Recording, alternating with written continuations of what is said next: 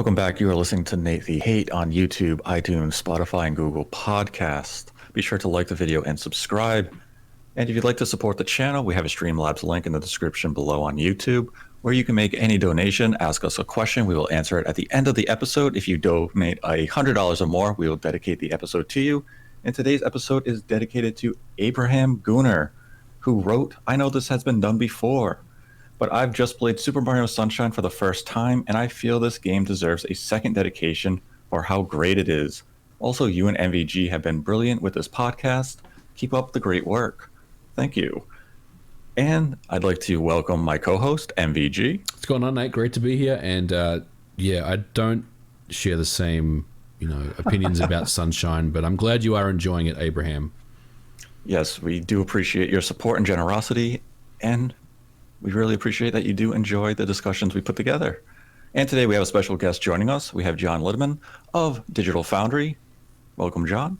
Hello. I'm here to talk about video games. Is this the right place to be? This is the right place to be. And it's been a while since we've had you on. We wanted to talk to you about, Xbox Series S, but Microsoft took a long time to actually announce it. So we got you at the perfect time. We can talk about the Xbox Series X backwards compatibility solution, which Microsoft has fully unveiled this week with the media giving their impressions. So we're going to get right into it right now. Microsoft's backwards compatibility is, in a word, amazing. It's incredible. And to me, it's way beyond what I expected from any company coming into the next gen to offer from backwards compatibility. We're seeing games increase frame rate, have beautiful resolution. And what are your impressions of what Microsoft is doing here? Well, for me, it feels to me like they're actually taking a page from the book of PC gaming, where, that feeling when you get a new graphics card, you pop that in your PC and you open up all your old favorite games, and now you can run them at higher resolutions, higher frame rates. It sort of solves those technical issues. We haven't really seen that in the console space much. A little bit, but not really. But here, the first impressions on that is really, really cool. We got a taste of it with Xbox One X, I think, where a lot of early Xbox One games did run better, but it wasn't, I would say, a night and day difference. It helped, but not completely. But there's a lot of games on the system, and we're still digging through them, that had performance modes or just somewhat unstable performance. And the Series X basically solves just about all of it, which is really remarkable, I think, and it really adds a lot to the system. And what were your impressions, MVG? Were you impressed with what Microsoft has showed from backwards compatibility so far?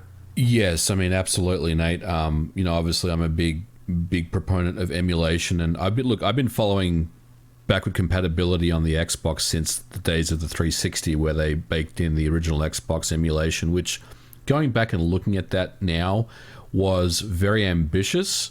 And they pulled it off mostly, but there was a lot of quirks with a lot of the games. Like, even though if you look at that list that has like 500 500 original Xbox games that were playable on the 360, a lot of them, later on through the game had issues. They started to slow down, that they started to have graphical issues. So you could tell that while Microsoft put a lot of focus on backward compatibility, even then, they still had, it was still a small team, right? And the budget wasn't probably as high as maybe it should have been. And I think they were called the team was called Emulation Ninjas at the time. So it was one of those secret teams that was working on this stuff. But now, with the Xbox One and now with the Series X, this is the first time that I've ever been excited about a launch of a console and not really had to worry about what I'm going to play for it, because I'm not necessarily thinking about Halo Infinite and the Medium and what's coming next. I'm thinking about revisiting older games that I just either overlooked because I wasn't too happy with the way that they performed on the 360 or on the Xbox One, and now I'm going to get a chance to play those games as they were intended, or in some instances even ways that they were never intended to be played, but at 60 frames per second or close to a locked 60 frames per second in most instances. So very, very exciting stuff. And I commend Microsoft for taking a gamble on this stuff, because there's no guarantees that people are going to embrace backward compatibility, and they've obviously put a lot of focus on it, and I commend them for it. And I'm very excited about what I've seen so far, and I can't wait to see more. I mean, I think there's a lot of testing that needs to go on, and I'm very excited to see where this goes. And you brought up two good points there. You mentioned come launch, you might revisit a lot of these old games because you're going to get that better performance, better resolution. And you can look at games like Monster Hunter World or Sekiro, where the performance has seen a vast improvement, which we could see in the Digital Foundry video. And to some, that might be a launch day sell. Yep. You might actually pick up a Series X to experience these games in this higher performance mode.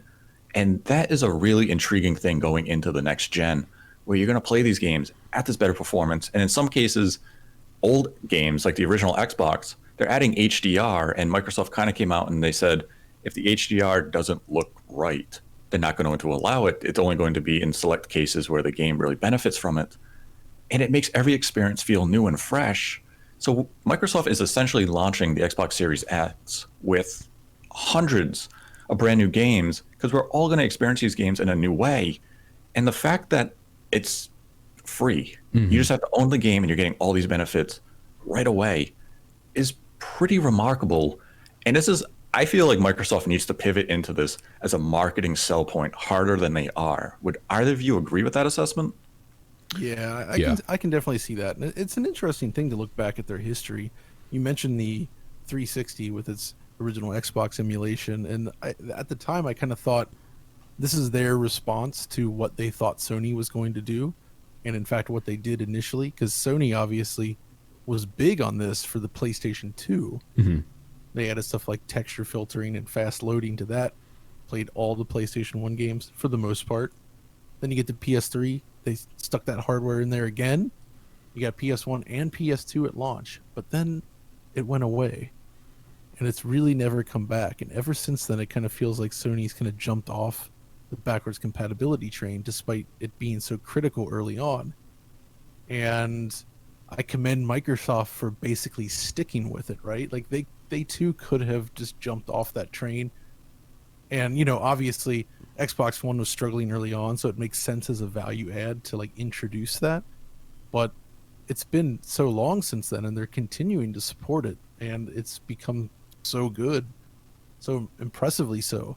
And obviously they know they're going to eventually have the new games, right? They've been investing in all these developers. This takes time. This is a great way to sort of pad out the early slow period after a system launches, right? So in that sense, it probably should become a stronger marketing point for them. And I really think they need to better showcase just how much of a benefit these games can truly have when running on this new hardware, especially when they're talking about stuff like, you guys have heard about the tests they're doing to improve frame rate on games that were previously capped at 30 FPS, for instance. Yes. Yep. And, that could be a game changer, right? Like, I don't know how many titles that'll happen with, but right there, just doubling the frame rate, that's what we used to call like sort of a basic remaster back in the day. Yeah. For a while, you just upgrade the, or what about like, we saw stuff like God of War 3 when that showed up on PlayStation 4. It's pretty much the same game, slightly higher resolution, and it's locked 60 instead of unstable frame rate. That's effectively what Microsoft's offering here as just a part of the system package, which is, I agree, that's really cool. There's been some games that I really wanted to play, and I couldn't, or I stopped playing halfway through because frame rate issues really bug me. You know what I mean? Like I need a lock 30 or a lock I need a lock 30 or a lock 60, and a game like Final Fantasy 15 was one of those games that just never worked properly. You know what I mean? It just always had issues, and now you have the ability to play the game the way that it was intended to, but obviously due to the hardware at the time, it was not able to reach those limits.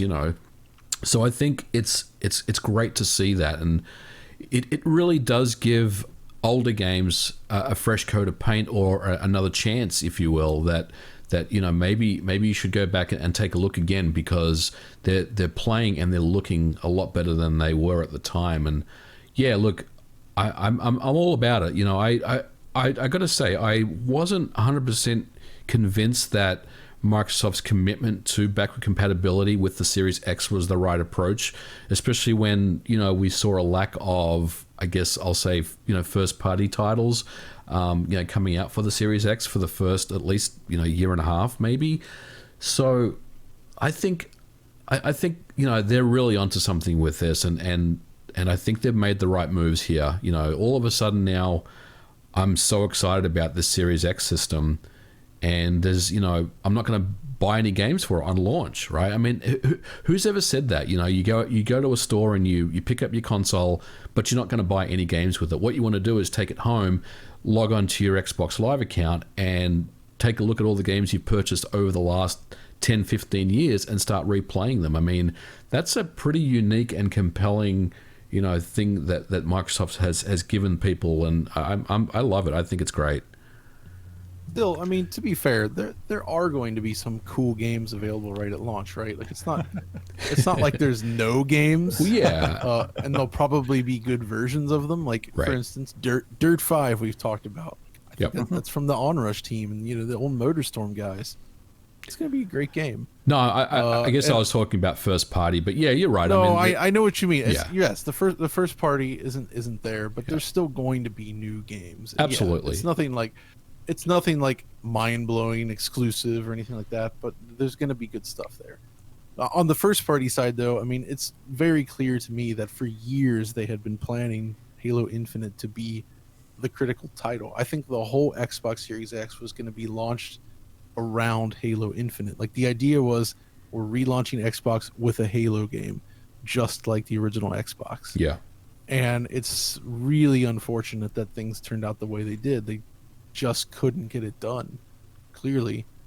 Do you think though it's kind of helped Microsoft's momentum now, because at least perception wise, it seems like, you know, they obviously took an L on Halo Infinite, but now they're really pushing the hardware stuff, and it seems like they're in a zone, in a pocket right now that it's really working for them, you know, marketing wise.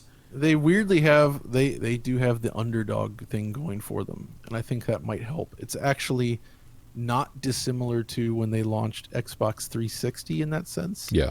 Where Sony was like the big bad in town. You know, the PlayStation 2 was record breaking. It was huge.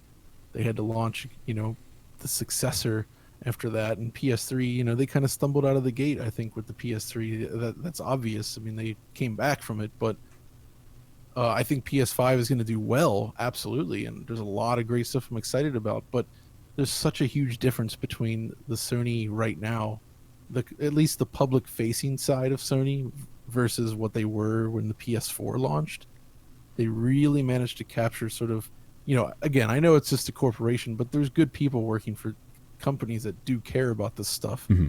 and those people had a chance to get out in front, and it really made a difference. It really made it somehow made it seem human, whereas Microsoft was fumbling with Don Matrick and them at the front, and they just came off as jokers. Weirdly, it kind of seems reversed. I mean, you know, the Marvel Spider-Man thing was just, I don't even know how to get into that. I mean, beyond the name, you know, Marvel Spider-Man Miles Morales Ultimate Edition with the included Marvel's Spider-Man remastered, Right. And not being able to buy it separately. I mean, I understand selling it. It's not just a backwards compatible thing. They're clearly doing a lot of work to it, but making it only a package of this high-end, expensive version, that's disappointing. Just the messaging around it comes off as very cold, if you will. What do you I think? Yeah, go ahead. I was going to say, what do you think Sony hasn't invested anywhere near as much time and money on backward compatibility? I know, you know, Jim Ryan has famously said, you know, it's not something they're interested in, but what do you think the reason for that would be? You know, it's, first of all, I'm not sure we can say one way or another on this, in the sense that we haven't actually tested the PS5 backwards compatibility. Everything right now is just sort of a guess, right? Yeah. For all we know, with as quiet as they've been about everything leading up to this system, it could be amazing, right? I'm not necessarily expecting the same level of support as Xbox Series X, but I am hoping at least that it'll run sort of, double up on the compute units and other, take advantage, just basically do that butterfly effect that Sony loves so much, where they just double all the hardware up to a certain point, and you get that unlocked faster performance in a lot of games. Maybe we'll get that. Maybe they have other stuff in the works. We just don't know right now. Yeah. But it's hard to it's hard not to wonder when you saw those comments famously from Jim Ryan and them, like, at the end of the day, the people at the top are the ones that are, helping to determine the direction of the business. And if he genuinely doesn't believe that this stuff is that important, maybe it doesn't get the attention it needs. I don't know. We'll see.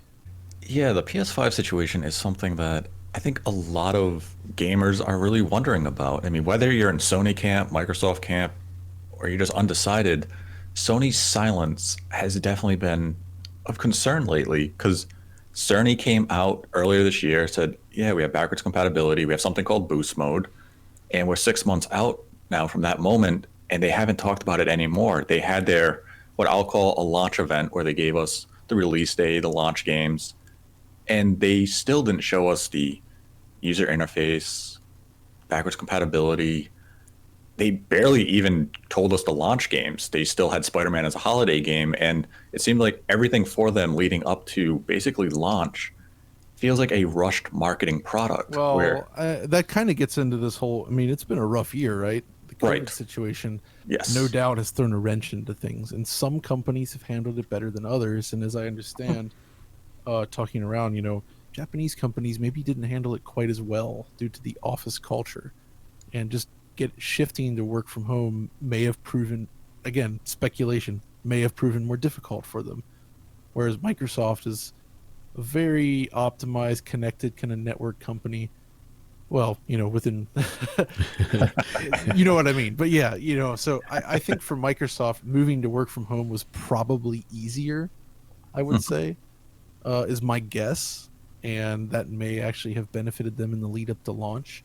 So, I mean, it's clear to me at the very least, even though they're both making some good moves, some bad moves here and there, they both seem to be coming in hot. Yeah. And no I doubt, assume that they have to launch because all of their financial projections are based on these consoles launching this year, right? Mm-hmm. So it kind of feels like, and developers are counting on it as well. So they got to get them out the door, even if they're not entirely ready.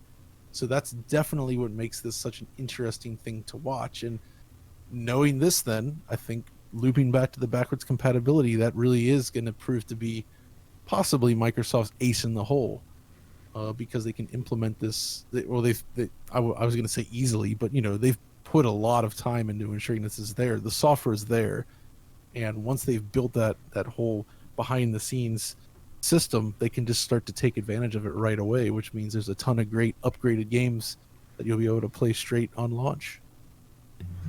Yeah, and like Digital Foundry, you guys showed like Monster Hunter World running at what appeared to be like a lock 60 frames a second. That's pretty game-changing. Just about, yeah.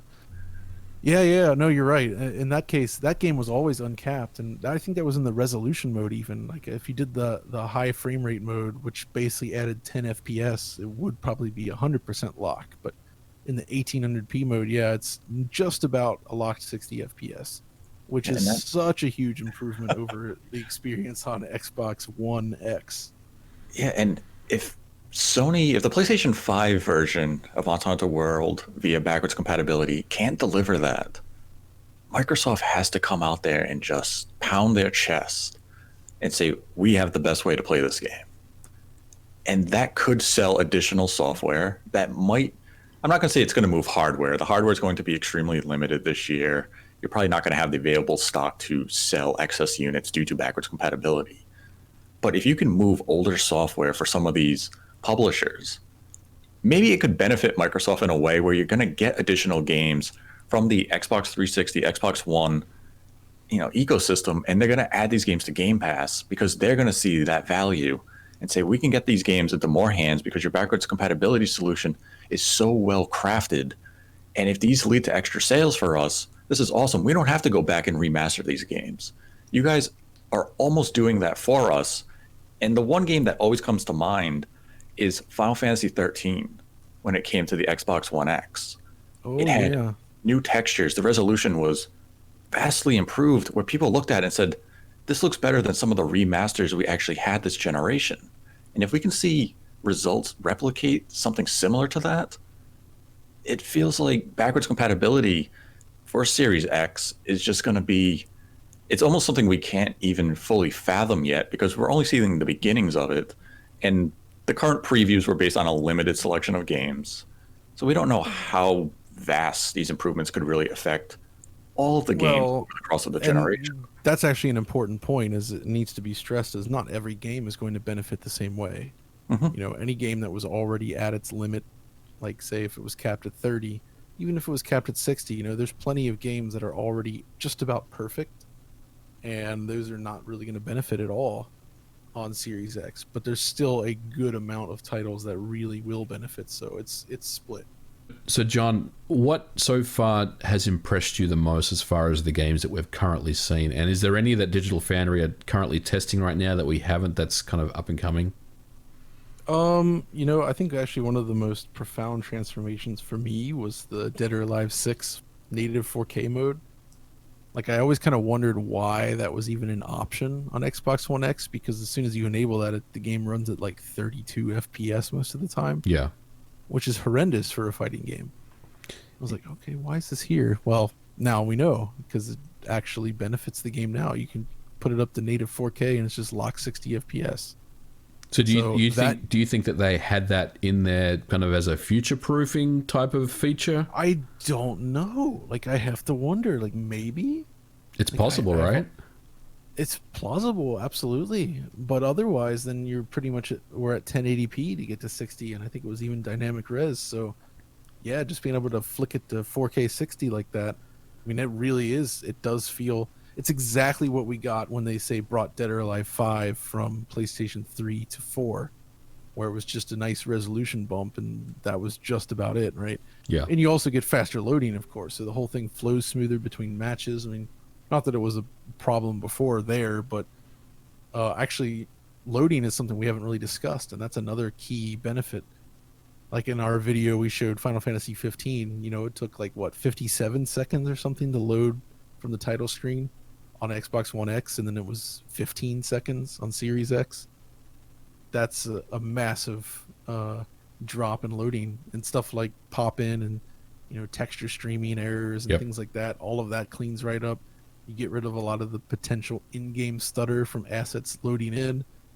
Usually a lot of that stuff, you know, it sort of hammers the CPU when it needs to load in assets, and that can cause other issues as well. And obviously the CPU muscle is now there to handle it, so it doesn't even register as a blip anymore. Right, and none of it's using the kind of underarching velocity API infrastructure as well, right? No, it's just exactly just raw power, right? So, you know, they could potentially go back to the devs and have them add some patches in, you know, to take advantage of the newer stuff as well, right? I mean, I think that's pretty awesome. That essentially, I mean, it's like getting a PC upgrade. You know, like you're on an old, 9700 GTX with 8 gigabytes of RAM and a mechanical 7200 RPM drive.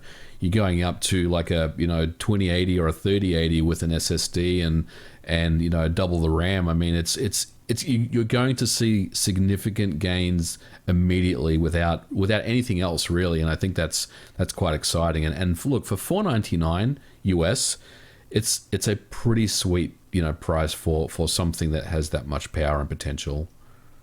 Yeah, I agree entirely. Now, one thing with the backwards compatibility is that Microsoft has only allowed media to use it on the Series X. We have seen some concern about the Series S handling of backwards compatibility, and I'm not sure if Microsoft has come out and clarified this, so you guys can correct me if I am off base. But the belief is that the Series S will not have the One X upgrades to backwards compatibility, correct? Well, what is a 1X upgrade? What does that mean? Does that mean 4K? I think what we know is that original Xbox and Xbox 360 games will still benefit from a resolution increase up to, like, say 1440p range. So they'll do like a slightly less ambitious like resolution boost. But Xbox One games, I was going to say original, but Xbox One games that would say have support for Xbox One X, they will not support that mode on Series S as far as I know. So if you had a game that was 4K on One X but only 1080p on the regular Xbox One, if you play it on a Series S, it's still going to be 1080p.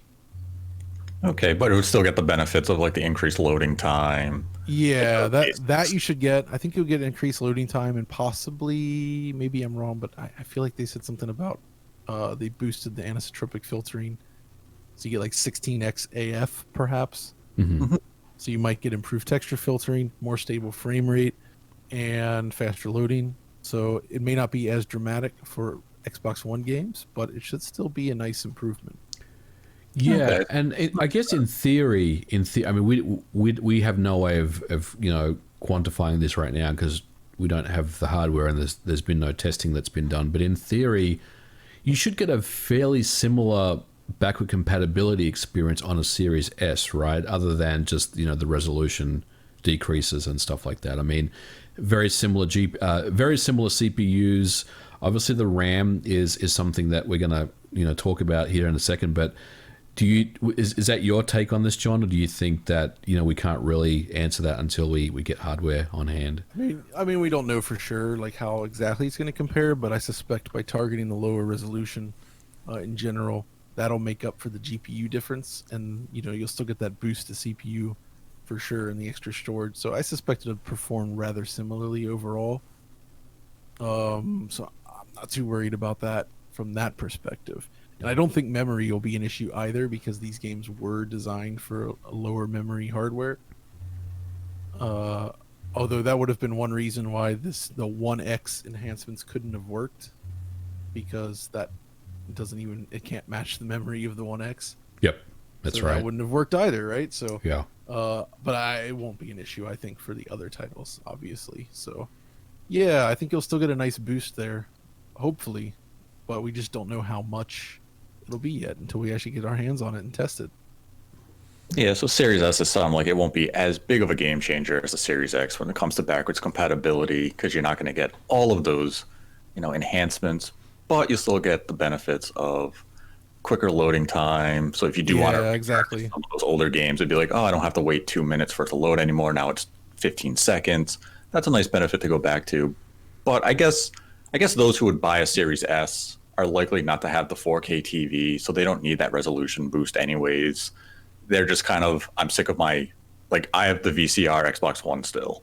So a Series S for me would still be a considerable upgrade, and I don't have a 4K TV hooked up to my gaming system, so it'd be like, well, the Series S is fine for me for now, but I still think in the back of my mind, because, I am a gaming enthusiast, I'd still be looking at those benefits that the Series X offers and be like, man, I want that because just everything is so much better.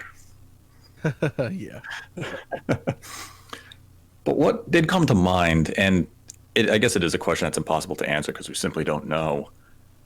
I'm almost kind of setting my mind for expectation that the PlayStation 5's backwards compatibility might be closer to the Series S than the Series X in terms of overall output.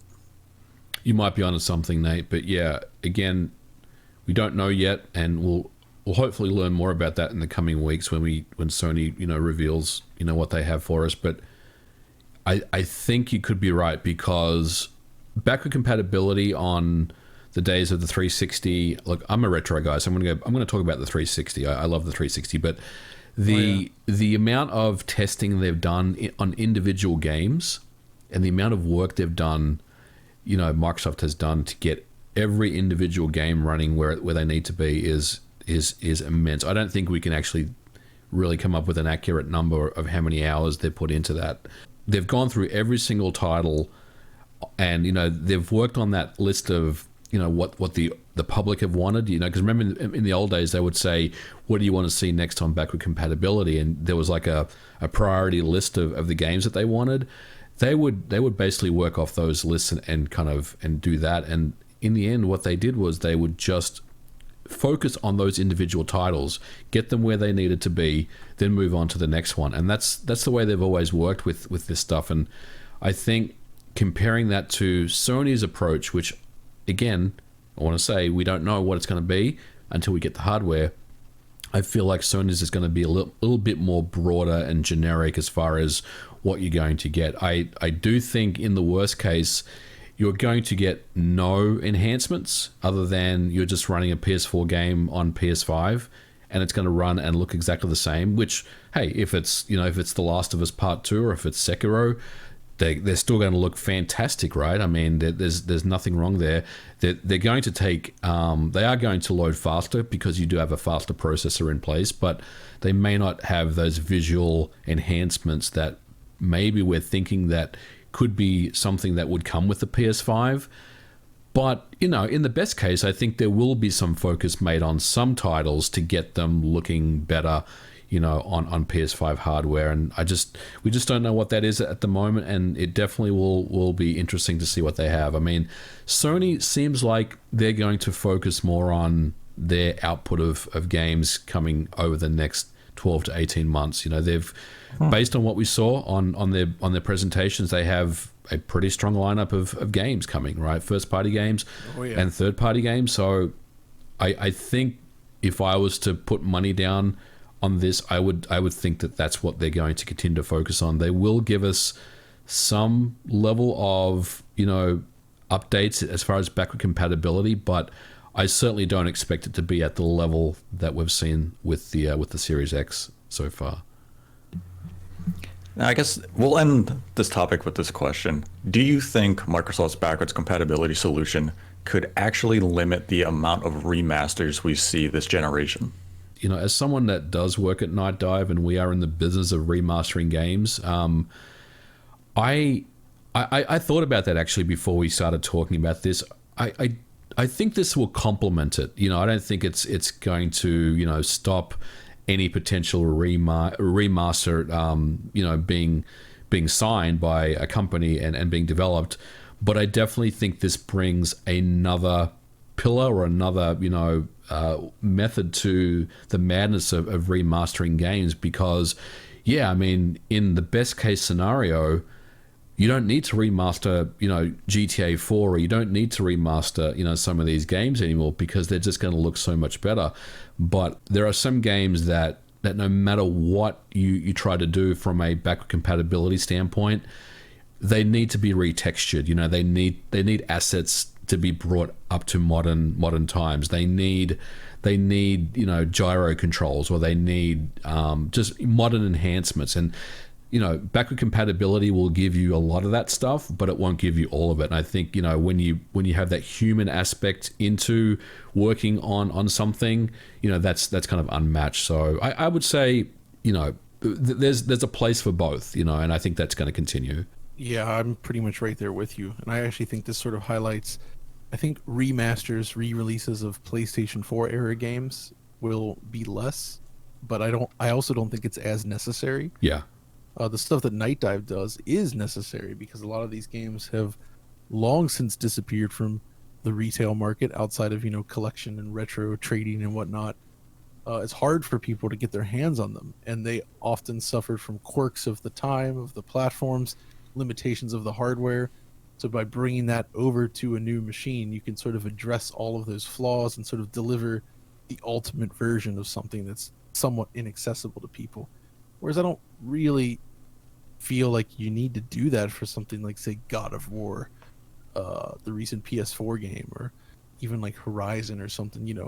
They don't need to be remastered. Right. They're fine, right? They look good. They look great already.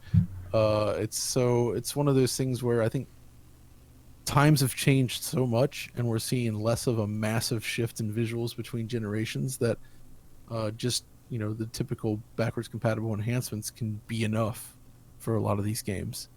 And I'd like to see more studios focus on, if they want to do remasters, focus on classic games that maybe are somewhat inaccessible and really could benefit from being properly remastered at their absolute best. So, which is what Night Dive does. Mm-hmm. So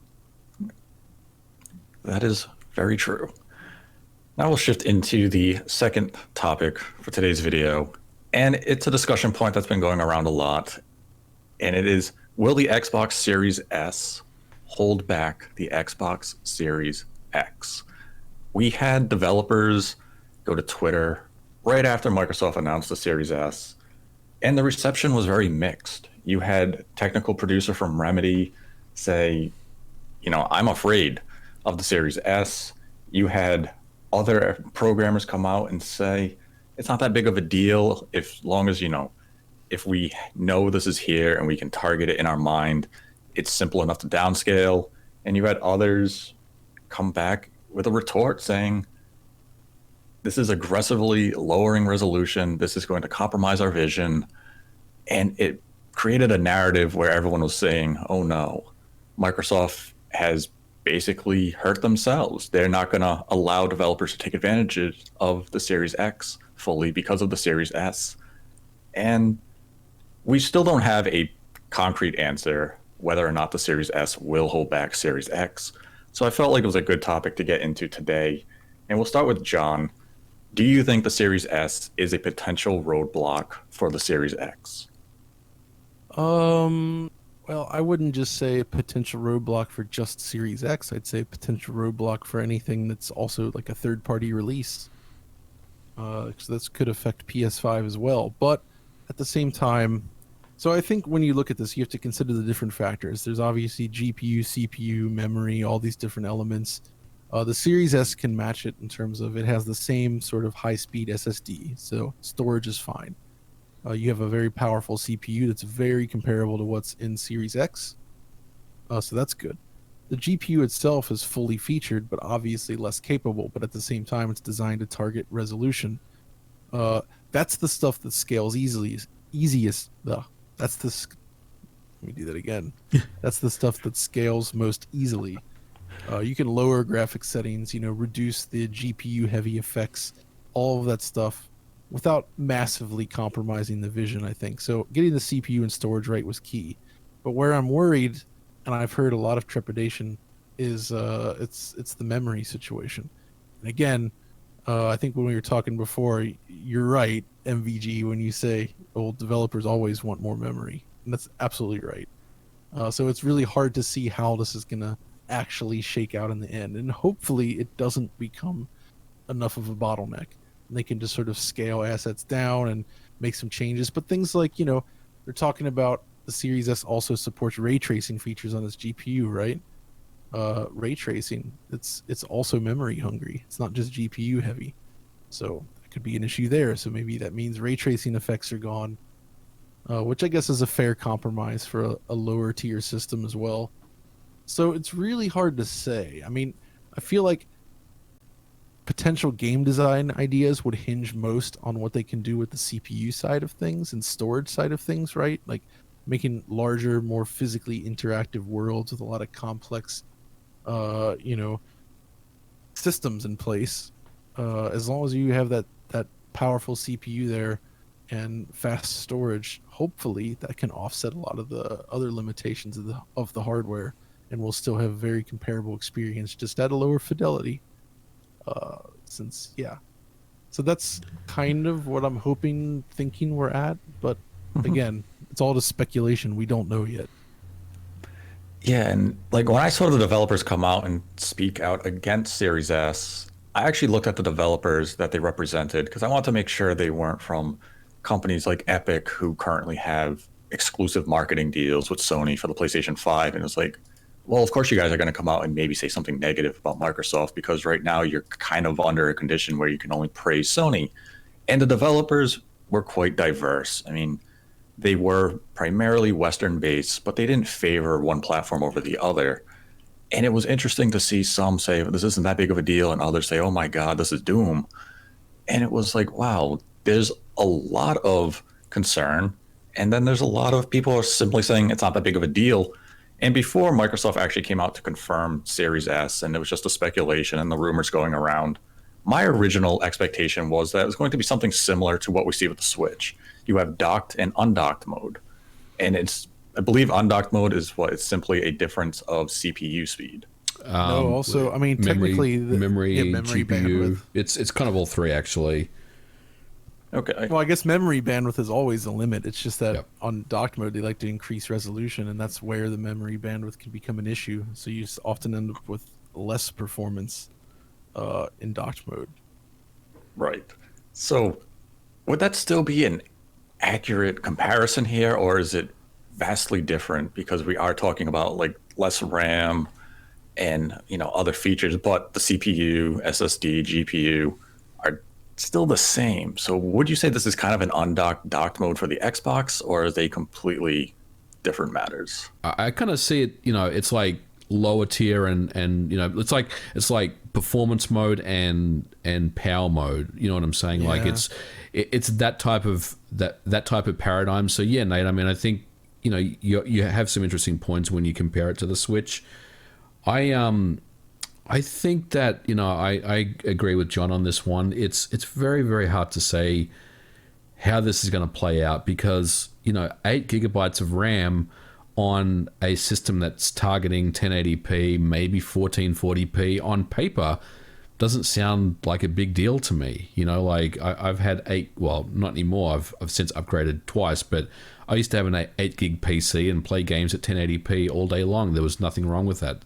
But again, those types of comparisons may not be fair and accurate because it's now 2020 and 2021 when the system really starts to take form. We don't know what style of games we're going to get and how they're going to run on the Series S, and I think we just have to wait and see how this one's going to play out. I do think that it's going to be fine, but yeah, as a developer, we always want more memory, and that's something that developers always want more RAM at the end of the day, and putting you pigeonholing you into that smaller space does make a few developers a little nervous about how this is going to go. But if I was to speculate right now, again without knowing anything about the Series S, I think it's going to be okay. But that may come back to haunt me in 12 months once we see some games coming out. So it's funny you mentioned, of course, developers want more RAM, but consumers want more storage. Absolutely. And this is where I'm actually kind of wondering about the value proposition a little bit, because they're basically slicing the storage in half on Series S to get the price down, right? But you can buy expanded memory, but that seems to be selling for over $200, which is in line with market value for those PCIe Gen 4 M2 SSDs, right? But you do that, right? You have a Series S, you add that card in, you're now over the price of the Xbox Series X, and you've only got half a gig of additional storage over the Series X. So it starts to look like, it creates this weird situation. And this is even worse because the Series S is all digital. Right. So that is a good point. I never really considered that. Yeah, I mean, you need more storage for your Series S, then you're spending money on that $200 internal drive, unless you go the external SSD route, which is a viable solution, but obviously you're not going to get the benefits of the internal SSD. Well, I mean, if you do that, you're just shuffling stuff back and forth. Exactly. Right? You can't play games from a USB drive, but you can shuffle them around. Which, again, I think that's what a lot of people are going to end up doing. But it is a little bit frustrating, perhaps. So we're just going to have to see it because we haven't actually tested that function yet. So I'm not sure how fast that's going to be, moving data back and forth. If it's fast enough, maybe it's not a big deal. But yeah, I think. You have to imagine that when you get this machine, it's 500 gigabytes, I believe, on Series S, but you're not going to have the full 500 available. Oh, you get like 375, maybe 400, right? I mean, that's my guess. Yeah. I don't know, but I suspect it's going to be something like that. So you have that, and you see the size of some of these games already. That's maybe like 2 or 3 big AAA games before you're out of space. That is true, but in theory, and again, we're all speculating, we don't know, in theory, a Series S game should be not significantly smaller, but a certain percentage smaller than a Series X game, based on the fact that with this smart delivery stuff we keep hearing about, we're only going to be pulling in the 1080p or the 1440p appropriate textures, right? Well, you say that, but I mean, you look at stuff like a lot of the first-party Microsoft titles as well that are already way over 100 gigs, even on regular Xbox One. Like Flight Simulator? Well, yeah, but what about, the Gears games? Yeah. Quantum Break was insane. True. Because of that. Yep. There's a bunch of examples of games last gen that were targeting the older hardware, even that were just huge. They took up space way over 100 gigs even. I think, was it Red Dead Redemption 2 maybe took up a little bit less space on the regular systems? I can't remember. Maybe I'm wrong about that. Mm-hmm. But even then, it was still pushing 100 gigs.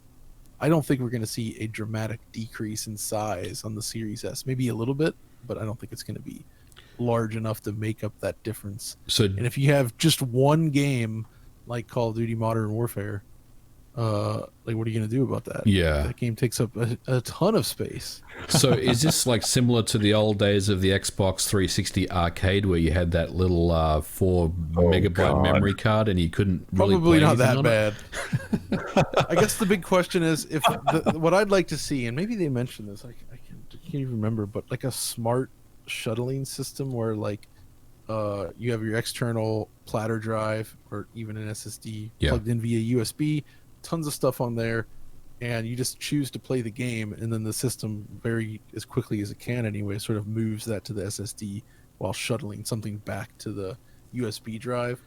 And if they can do it in a really seamless way where there's just a little bit of waiting to get it from one drive to the other, maybe that sort of saves the day. Yeah. We have to see. Do you think Microsoft would have been better positioned had they just made a Series X all digital instead of going to Series S? Because as you've brought up, if you have to buy this memory expansion, the price difference is already basically negated. So if you could have just made a Series X all digital, similar to the PlayStation 5 all digital, come in at $399, you think that would have been a better direction for them? One, developers maybe would be happier because they just have that one profile.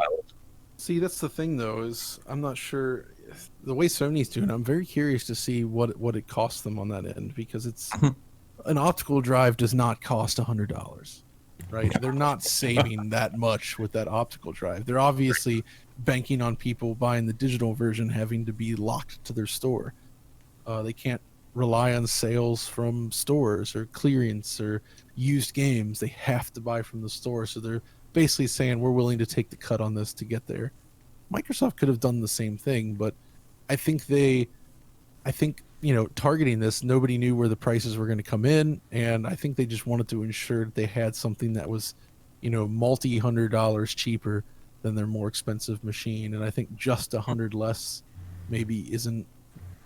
I think they were probably afraid that the Series X, being as expensive as it is, would say arrive at $499 or $599. And then if they did an all digital version, it's $100 less. But then what if Sony did the PS4 thing again and came in $100 less anyway? Then they'd have the most expensive machine again. And it just, I think they were really scared of that and wanted to make sure that they had both. They at least had like the value proposition, the lowest cost machine on the market. And I think that's why it exists. Yeah, they can do all their marketing. They can say starting at $299. And that's going to be the thing that really resonates with customers. Exactly. Psychological standpoint, like, I can get a new Xbox for $299. Like, yeah, you're probably not going to be picking that one up because maybe Microsoft might intentionally limit stock of it. They could. I'm not saying they will. And then if you don't see it on the shelf and you see a Series X, you'd be like, oh, well, that's the same thing. Yeah, it's $200 more. I'm going to pick that up instead. But from our whole conversation today, I have a Series S on pre-order, and I have to say, I'm a little concerned now. Don't be concerned. Just wait. Wait for Digital Foundry's video on the Series S, and then make a informed decision. I think that's the way you should do it. Yeah. I mean, would you say, John, that it's fair if you don't have a 4K TV and you're still gaming on 1080p, that the Series S will probably be more than sufficient for your next gen gaming needs? So that's kind of a yes and no for me. And that only comes from the perspective that, yes, it probably will suffice. But for me personally, like, I just can't get behind an all digital machine. Like, it doesn't work. You're a physical guy like me. It's a non-starter. Like, Yeah. If you take away the discs, you're also taking away some of those, I do like to collect, but a lot of people also like to, buy games on sale. And stores are very well known for dropping prices in a way that you can walk in and be like, "Oh, dude, this game's like $10 now," and you just walk out with it and you got it. And yes, there's some good sales that happen on here, and yes, they have Game Pass and all that, which is fine, but it's not for me. So you kind of have to make that decision. If you're completely okay with just saying, I don't care about media, like physical media at all, then sure, it'll probably be fine. What about why didn't they slap an extra $10 on the bill of materials and put a Blu-ray drive in there? Obviously, there's a licensing cost for Blu-ray and all that stuff as well, but why do you think they didn't do that and just kept it digital? I sure wish they did. That would have been amazing. I don't know what to say. I mean, it's a weird one. I guess they just wanted to make a really small box. Yeah. I mean, for me, my dream, and this is impossible due to cost, I get it, but my dream would have been, what if the game media were SSDs, like cartridges, think like the Switch, but bigger, but like actual, high-speed SSD drives. Like those Seagate drives, that cartridge slot is actually a game. That's on what one I'm of those? saying. Yes, exactly. That's a killer idea.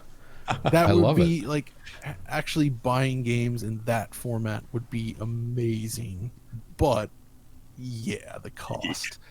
And I'm fairly sure we'd end up in a situation even worse. So one of my big pet peeves with the Switch is that due to the cost of the media, a lot of developers are like, we got to get this game down to fit on a 4 GB card to save money, which then means, we're just going to have to do a mandatory download. Yeah. Or we're going to have to super compress this in a way that actually compromises performance. And that's kind of the fear. Maybe I guess they could set a minimum card, but I don't know. I guess that might even be difficult for companies like Limited Run and such, where it's like, well, they want to do these games on PS5, but now they only ship on these SSD cards. The cost of that. So that would have been a cool dream. I would have loved to have seen it, but I understand why it's not possible right now. Man. So for the time being, I just, we got optical discs. I wish all the consoles had them.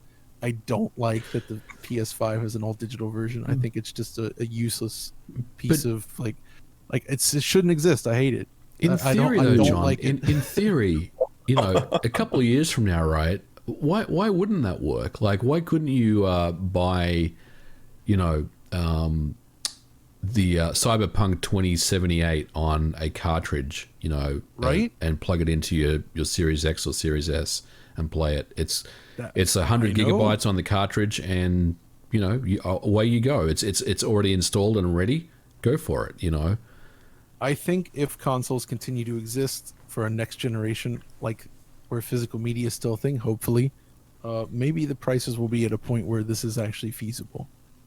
I just think, for the time being, it's not going to work. And, that slot currently that's on Xbox for the additional SSD, it's not really designed for this purpose, so it wouldn't work either, I think. It's definitely a done thing for this gen. It's not happening, but I would have liked to have seen it. Going back to the Super NES and N64 cart days. I love it. And more than because the SSDs here are so fast that, I've been hearing about stuff like being able to, maybe it's not quite there, but it's almost like using memory mapped addressing, where you can just address the storage directly in a way that hasn't been possible for so long, where it's just almost like an extension of memory. I mean, feasibly that could have been done for these games like this, I think, but yeah, we're not there. I mean, game costs keep going up, so we all remember. We're all old enough to remember when N64 games could cost $90, and it's because we're using a 32 megabyte game card, and it's expensive. So we have to put it on the customer and be like, I got to get Killer Instinct Gold for $75, and as a customer, you're happy to pay it, and that's why the game cost went up, because it costs more to use a cartridge. And now game costs just go up because the publisher says so. Well, no, we know that budgets have been going up. Games today are just so darn expensive to make. Yep. There's so much that needs to be done for them. I've been saying that we're kind of at this point where it's no longer about hardware power. It's more about manpower. Just the sheer volume of assets that need to be generated for these modern games. It's just absurd. You need so many people to do it, and that gets expensive. That's what I'm more concerned about than actual like hardware petering out. It's more just like, how are developers going to keep upping the ante, so to speak? Me too. How are you gonna push these visuals to the next level? Like it can't go on forever. It's not the hardware that's the issue anymore. I totally agree, John. And one of the things that just is very, very bemusing to me is you see presentations like Unreal Engine 5, how they talk about how much time it's going to save, but we all know that games are just getting larger and larger and larger in scope and size and everything. There's just no way, you just look at what's come out this year and what's been delayed this year. I mean, that's what we're going to be looking at, over the next few years. I'm not saying that everything's going to get delayed, but it seems like things can't sustain themselves the way things are going. And I know this is a different conversation, but it's definitely an interesting point you bring up. Yeah, I mean, you mentioned Unreal there, and the tools are better. If you try to do this much work with tools from 20 years ago, yep, nobody could do it. The tools are hugely improved and much more efficient, but just the workload is increased. There's just more to do. It is an interesting thing, and it's something I'm curious to watch for the next generation to see how this plays out. So it's definitely an interesting thing to watch going into this new generation, because we've seen development teams inflate their sizes to like 1,500 people, and you could look at some of the development team sizes of games on like the N64, and it was like 4 dozen people, and that's a staggering increase of manpower. And it does feel like as these games get more complex, as developers and publishers strive to be the next big thing, that bubble has to pop. And we simply don't know what the repercussions are going to be from when that bubble does burst. It could be devastating for the industry. The industry may have to realign itself. It's going to have to adjust to what's happening. And I mean, I don't want to see, what happened during the Atari days where the industry collapses. Well, again, people bring up that collapse all the time, but that only happened in North America, right? I mean, yes, it was like less than a year, and it was only in America. So I'm worried about something more significant happening with this stuff, and we'll see. We see the inflating budgets. We see crunch becoming more prominent. Something has to happen. It's not a matter of if it happens, it's a matter of when it happens. And it is going to happen. Maybe this generation, maybe next. We don't know yet. But it's definitely, as exciting as it is to be a gamer, it's also very concerning for those in the industry of the future seems promising, but you can tell there's something just beyond the horizon that's looming, and it's a dark cloud. It's just, when is the storm going to come?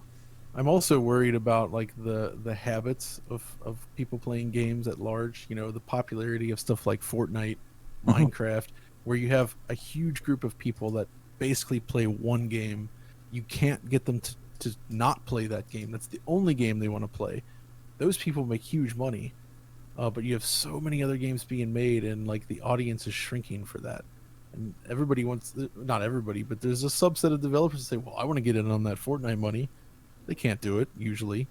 Right. It's almost a fool's errand to try. It's really difficult to break into those established markets. There's such luck involved, I feel, in getting there. I mean, Fortnite is such an interesting case because it was in development forever as a completely different game, and then that comes out and it's like, whatever, it's fine. And then they try their hand at the battle royale thing that became popular with a PUBG, and well, it worked out for them really well. If I remember right, Cliffy B was the one to originally present Fortnite at E3. Yeah, years ago. And the game is nothing like what was originally presented, because it came out, it basically bombed. They put in the battle royale, as John said, and the game exploded. Because if you have a physical copy of Fortnite, it's worth a lot of money now. That's true. It's so weird. Good on Epic. They completely took a game that they had spent a lot of time developing. It hit struggles. They rebranded it, and they found success. but there was a large percentage of luck involved there. And it reminds me of the mobile market a little bit, where you had Angry Birds, huge success. Everyone tried to chase it. Nobody replicated it. And now the mobile market, everyone's still chasing that golden goose. Mm-hmm. Nintendo's tried it, and Nintendo simply doesn't put their heart into their mobile efforts, and you can tell. Actually, that's an interesting point. That's what's fun about this next generation. I'm curious to see what it means. Is when PS4 and Xbox One were released, everybody was still on that, oh, consoles are dead, mobile games are the future. So I felt like there was a lot of investment that maybe wasn't happening prior to their launch, and then they hit and were a huge success, especially PlayStation. And you could kind of feel like, oh, okay, maybe consoles are still in, and the money started to come, but it took time to actually get the games developed because that investment wasn't there necessarily in the same way that it would become over time. Whereas this time, console gaming is not considered to be nearly extinct. It seems to be mostly healthy, despite some of those issues we mentioned. So I'd imagine that a lot of these publishers, they've been investing money and getting ready for the next gen. Yeah, so I hope we'll see. We'll see. I mean, the one thing that the publishers do still heavily lean on in the console industry are microtransactions. Those aren't going away. We just saw Sony announce the Demon's Souls Deluxe Digital Edition, where you get a soundtrack, all these in-game weapons, outfits, potions, and it's like £90, which is just a ridiculous price tag for what it's giving you. Absolutely. And Exactly. we're going to see a lot more of that, because that does seem to be their way of, hey, you want this game day one, you're going to pay this premium, and there's millions of people who are going to pay the premium, knowing full well if you wait 4 to 5 months, you're going to get that game for potentially half price. But it's all about that day one hype and excitement. And that's why you're willing to drop $70, $80, $90 on the game, because it's a fear of missing out. You want to be part of the conversation right away. I'm old, and now I'm kind of like, unless the game is going to be really good and it's a game I really have to play, I'm okay with waiting a few months to play it.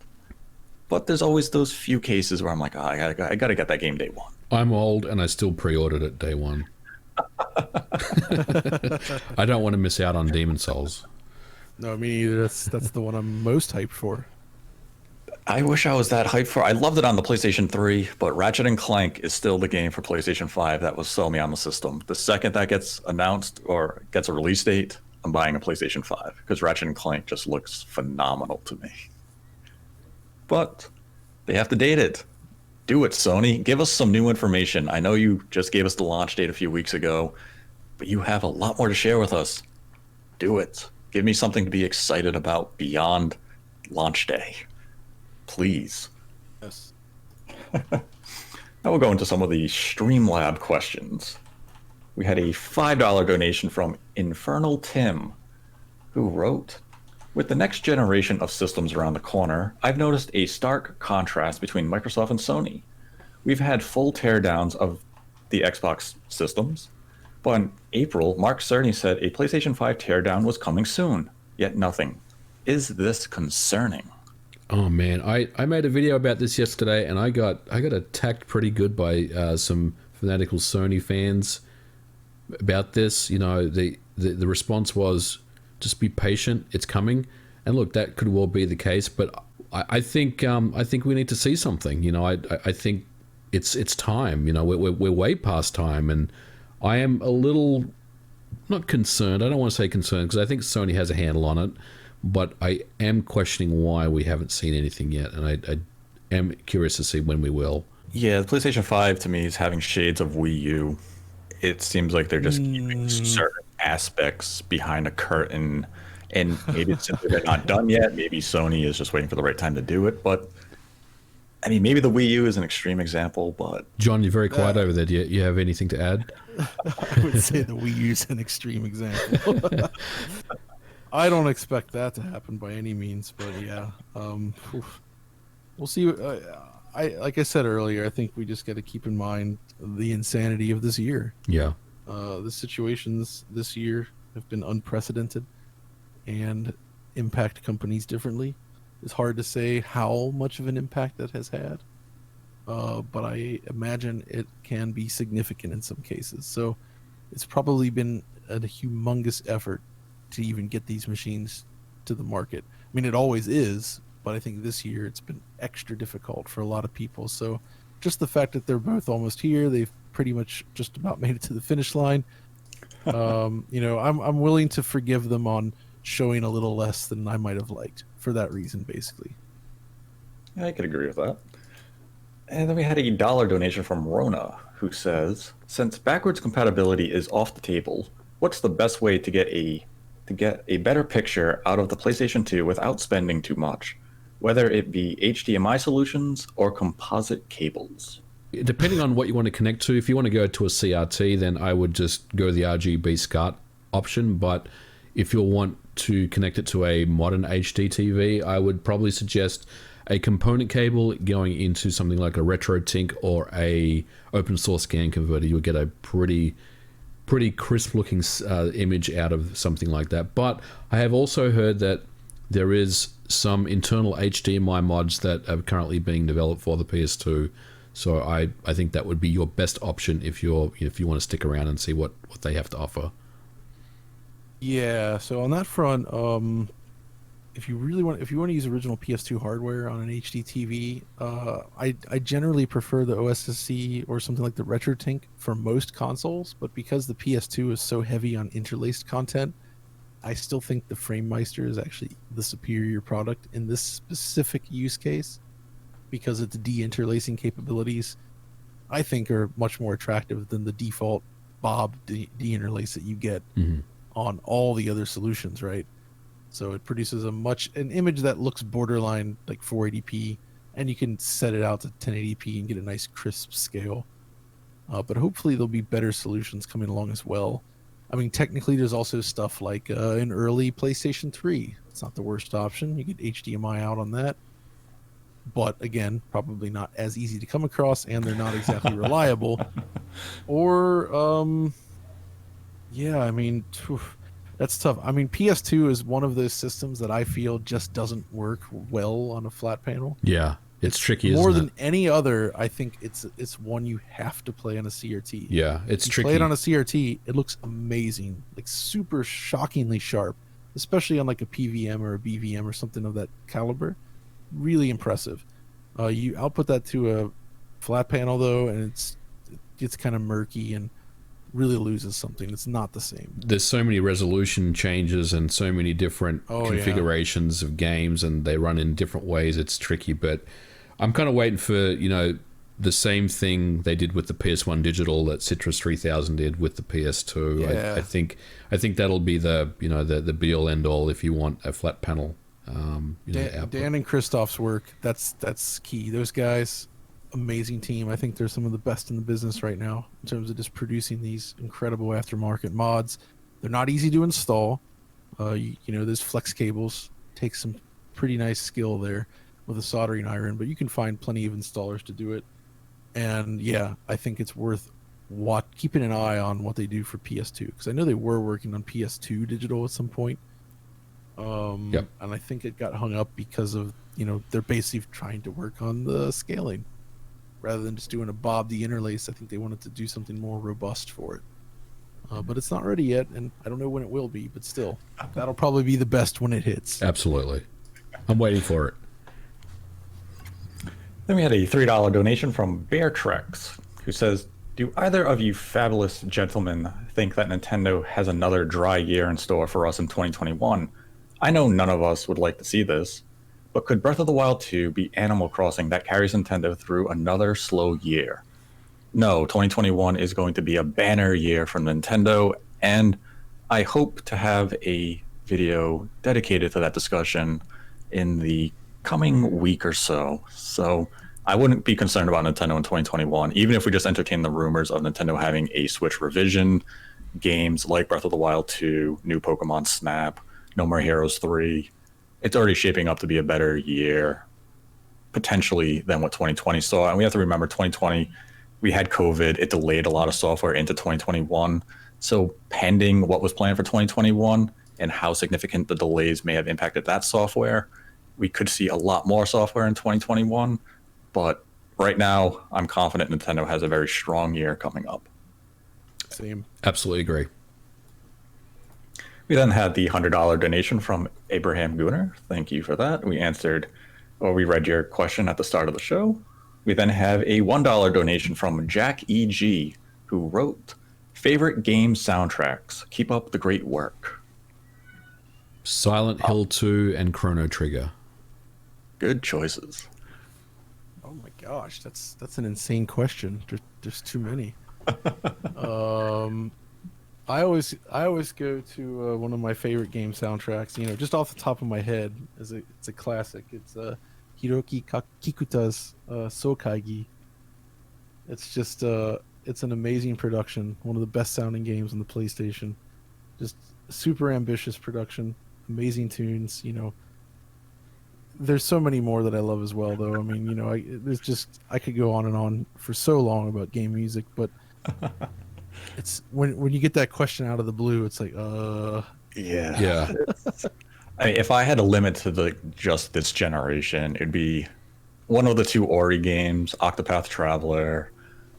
But I mean, Sonic Mania for me, or That's a good you one. know, yeah, Sonic Mania is great, Monster Boy's great. Those soundtracks are killer. Yeah, Ori's incredible.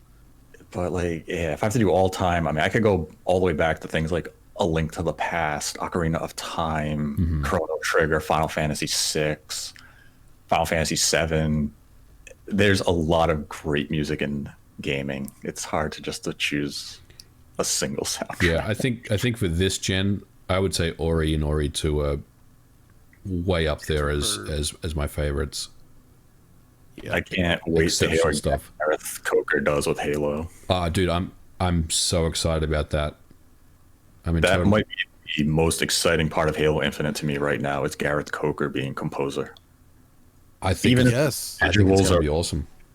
like, even if the gameplay and visuals don't impress, I know the soundtrack will. Exactly.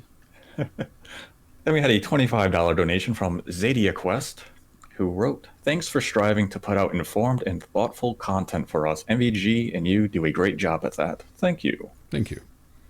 Then we had a $5 donation from Symphonic Balance, who wrote, I have been having difficulty letting go of physical games. Do you think Microsoft has positioned themselves to attract players like me who will be late adapters of digital games with their focus on Game Pass and backwards compatibility compared to Sony? That's another topic of discussion that we could probably spend another hour on. I would say hold on to your physical media right now. Like I think Game Pass is excellent, and I love what Microsoft's doing there.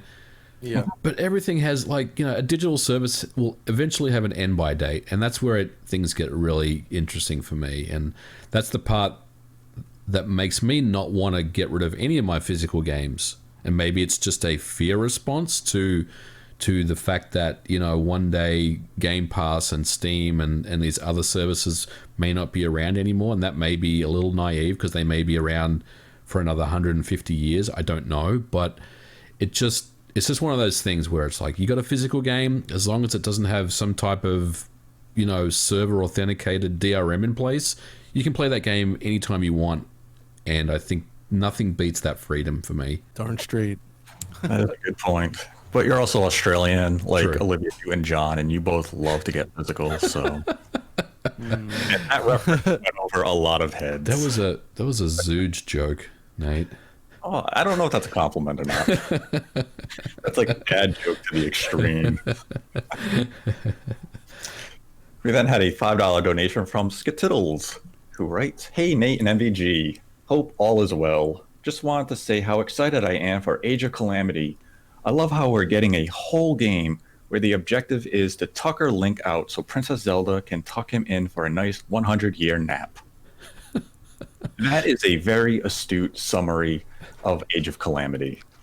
And I'm not sure if that makes me more excited for the game or something. It's an interesting take. Then we had a $1 donation from I Feel Nothing. That's unfortunate. Who writes, great discussions, radio voices. MVG talked uncapped frame rate was optimization for the Nintendo Switch and not future-proofing for new hardware. I saw Digital Foundry talking about how unlocked frame rate was very beneficial Xbox Series X backwards compatibility. Can you clarify would it be different for new Nintendo Switch? Thank you. So I guess the question is if there's a new Switch that has a more performant CPU and GPU and RAM, would an uncapped frame rate take advantage of it? Yes, absolutely. Yes. I mean, I think we've already kind of walked through that in the last episode and with this discussion.